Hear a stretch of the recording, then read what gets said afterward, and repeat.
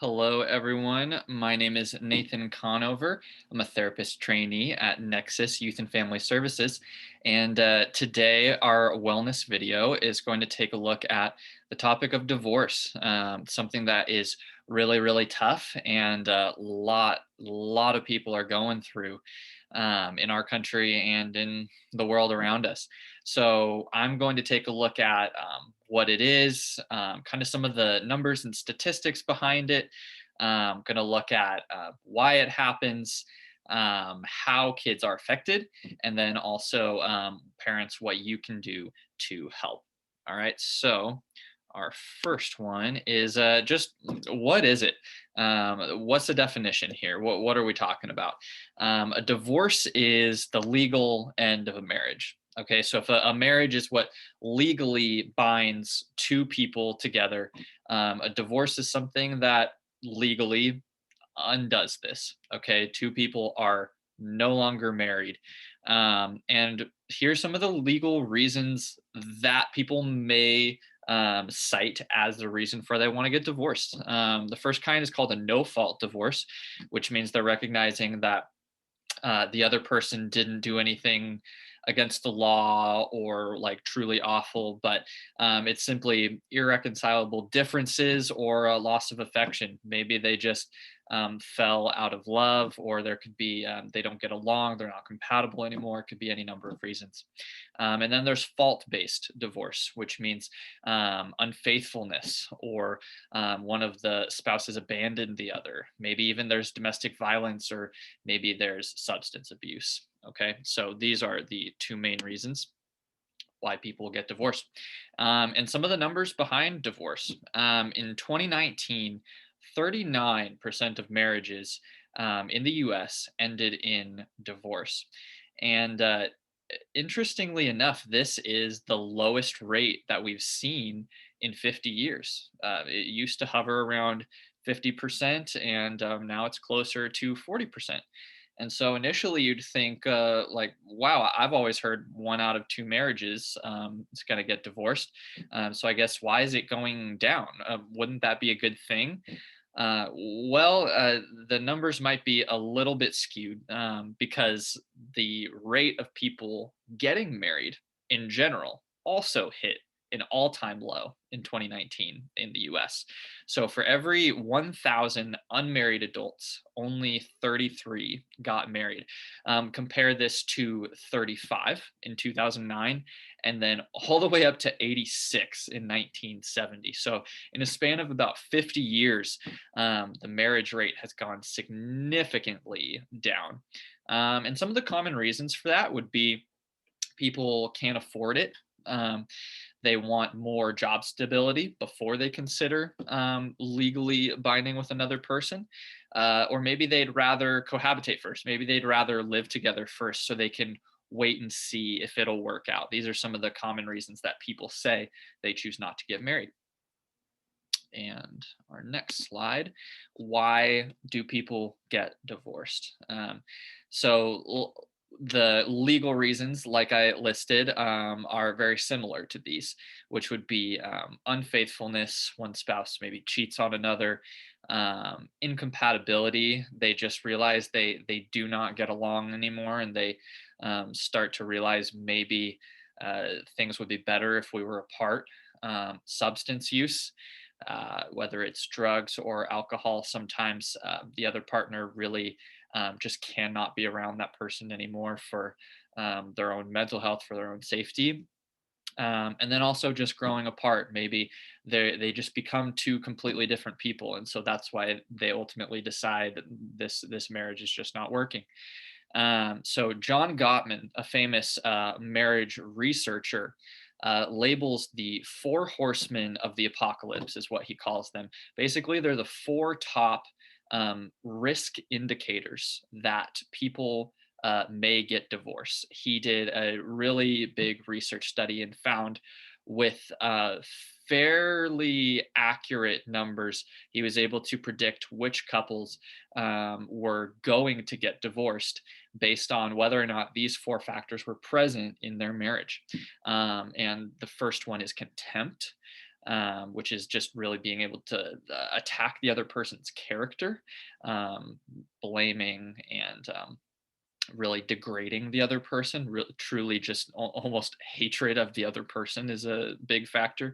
The second one is criticism, always finding fault in the other person really never can do anything right, and they're always seeing everything wrong but never the good things. Defensiveness, which means you are deflecting blame, you're unwilling to take responsibility for your side of the relationship. A relationship is always a two-way street. And then stonewalling, I believe, was the biggest factor, which is really just when the other person decides to close off to the other person. They just decide to stop engaging, and these are the biggest four factors where they were really able to predict when a divorce was coming. Okay. And so, what are the effects on children? So, divorce has been found to be profoundly affecting in the lives of children. So, children may experience anger, anxiety, confusion, disbelief, and these emotions really just scratch the surface.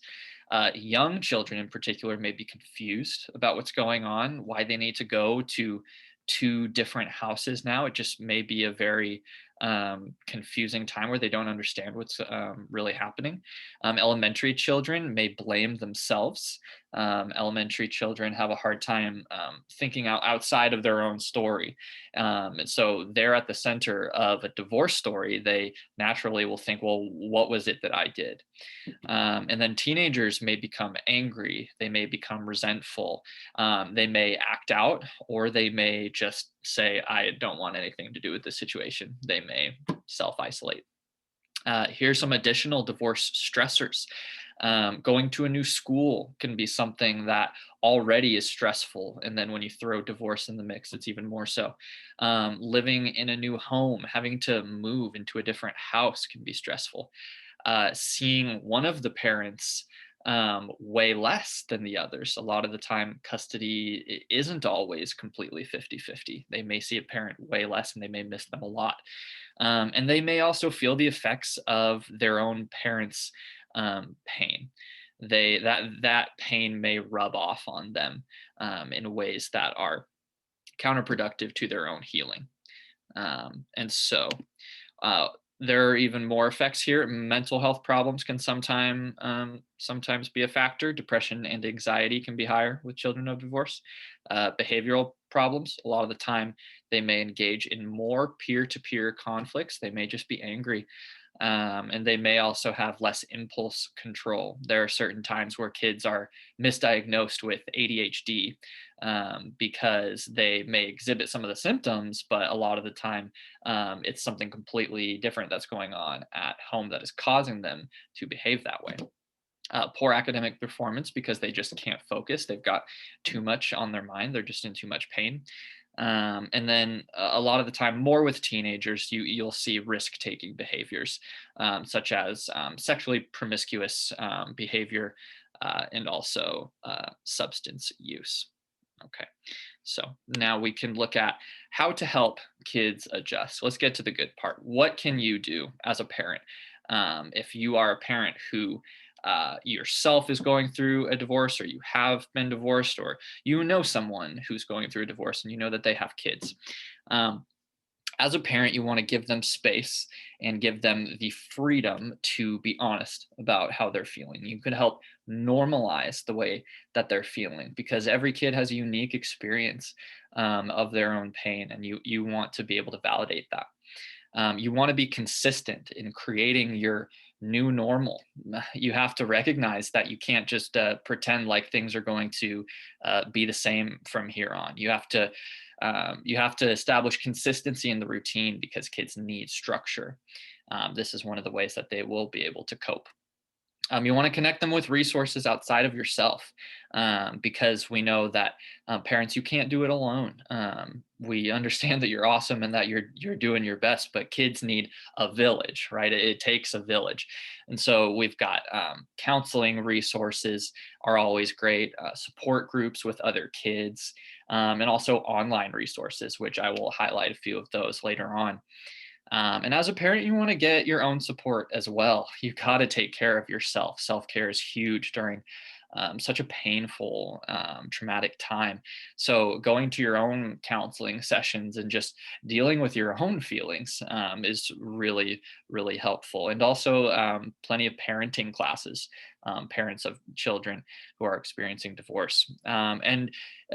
Through some of your own research, even and looking at your own resources, you can model healthy coping skills and you can help teach them healthy coping skills. What are some of the tools that you can use to help them manage their thoughts and feelings, and also be able to problem solve? Kids will need help doing that. All right. And so, just a few different resources that I found that I thought could be a little bit helpful for you guys. On afccnet.org, there is a parenting plan guide specifically with parents who are experiencing divorce. It's a step by step by step, very thorough look at here are a ton of different things that you can do one at a time in order to help your kids transition. Okay.